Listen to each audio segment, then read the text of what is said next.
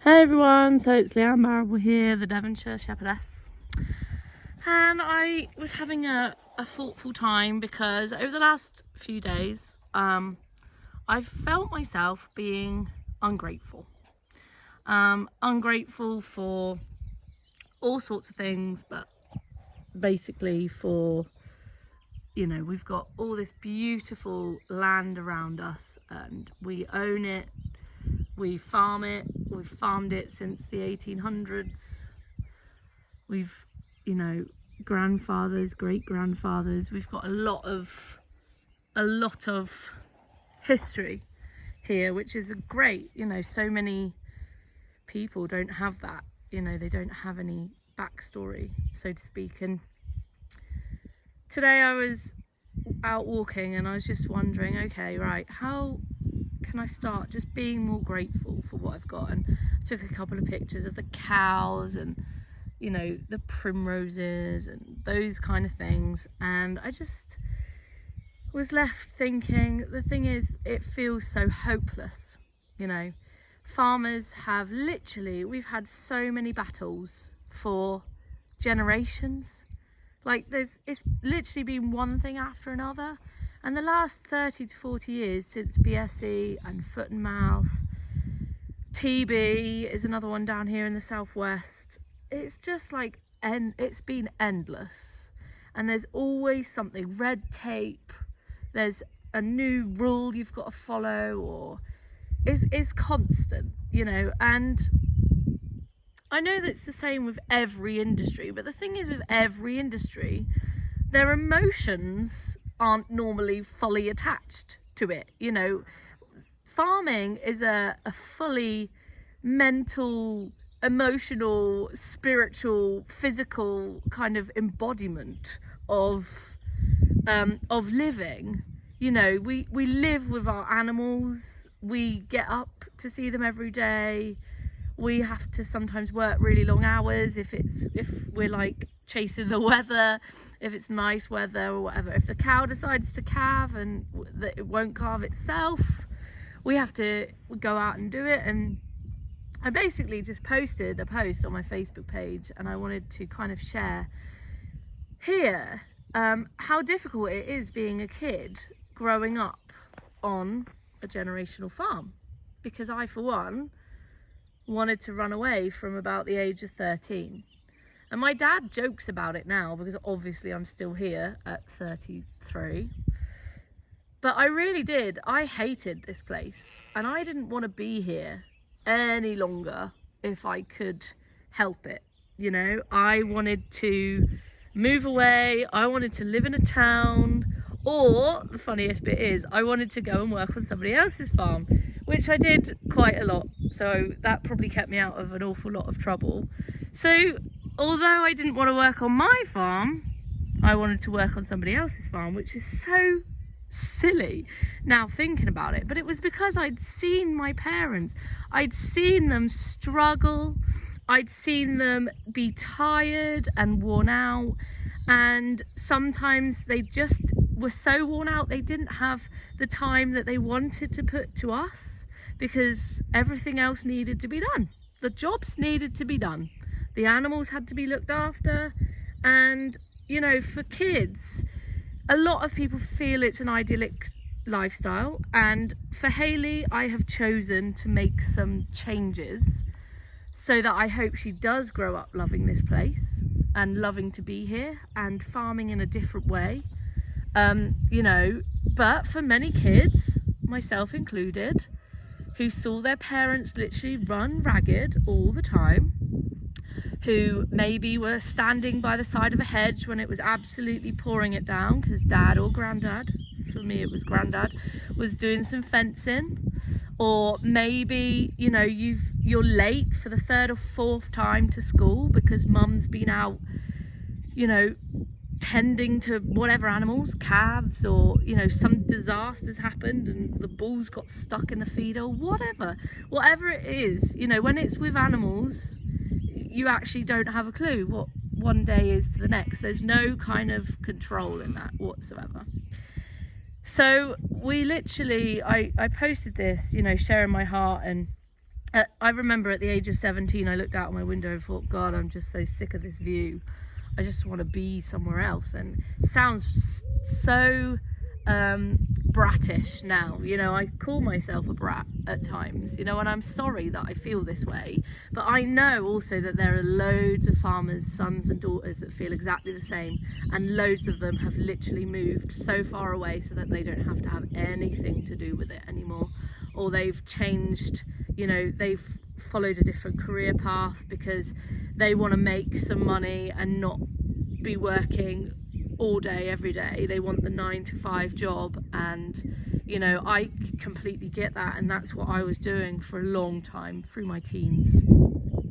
And then when I was 17, my granddad suddenly died, and it was so sudden, and it kind of just sent us all into a spiral, because it was all ticking along just as it had done, and all of a sudden one of the main parts was missing, and everything fell onto my dad's shoulders, and it was a tough time. I had a real battle for 2 years or so, just, you know, within myself, drinking and all sorts of crazy stuff I did for 2 years.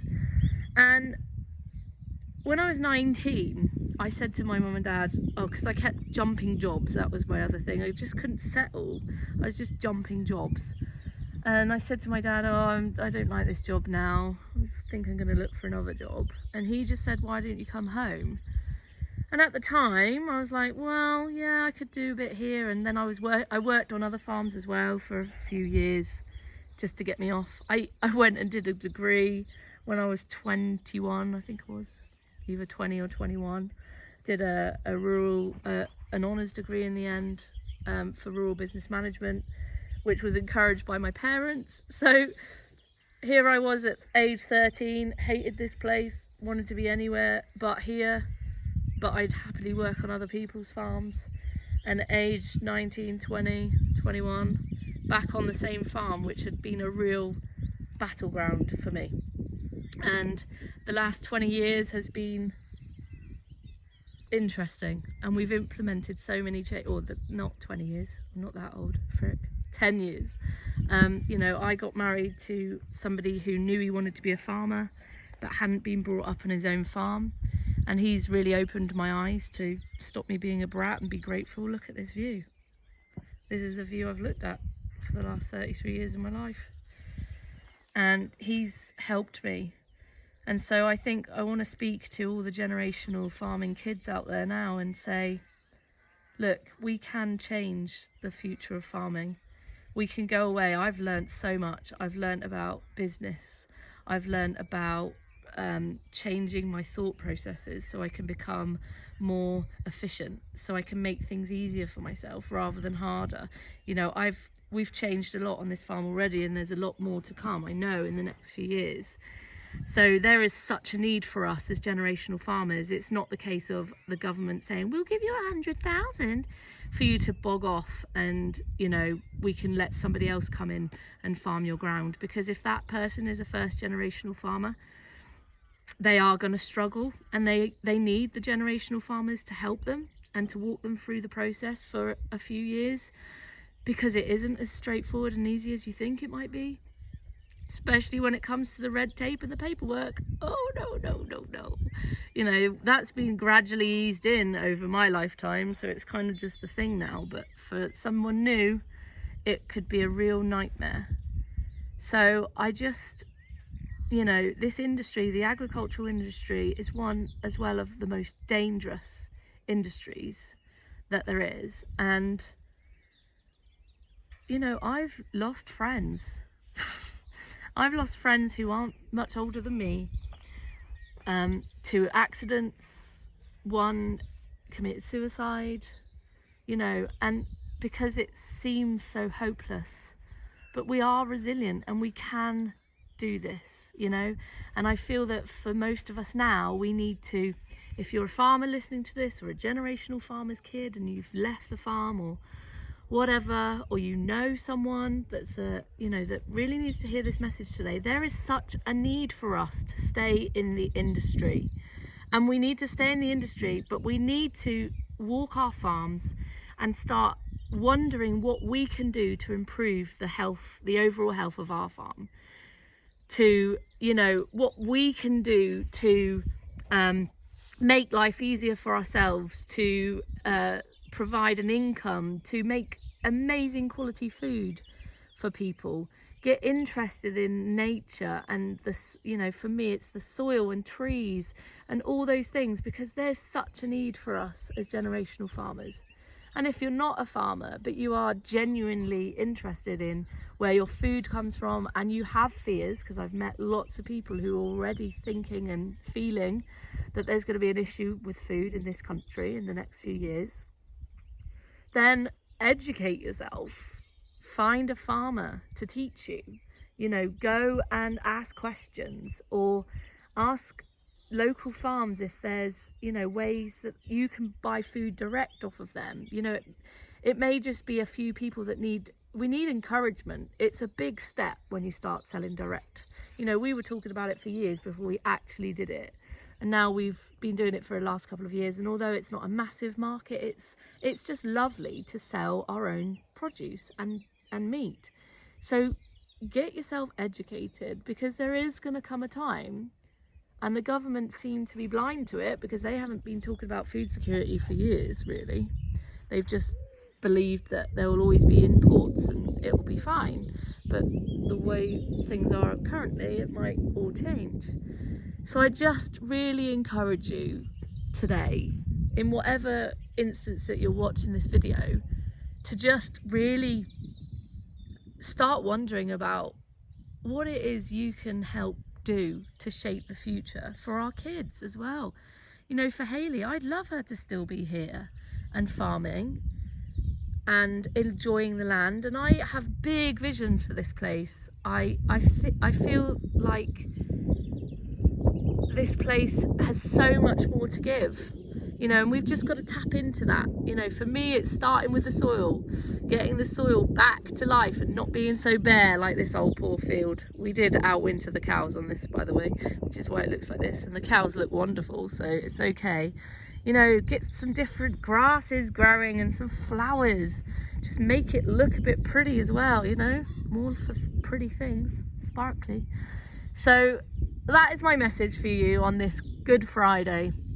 To dig deep, farmers, dig deep. Find other farming friends that you can chat to, but don't go telling their secrets to other people. Farming is one of the worst gossip lines in the world, I think, sometimes, where, oh, look what he's doing, oh, he told me this and he told me that. We don't need to do that, especially when it's deep-hearted stuff.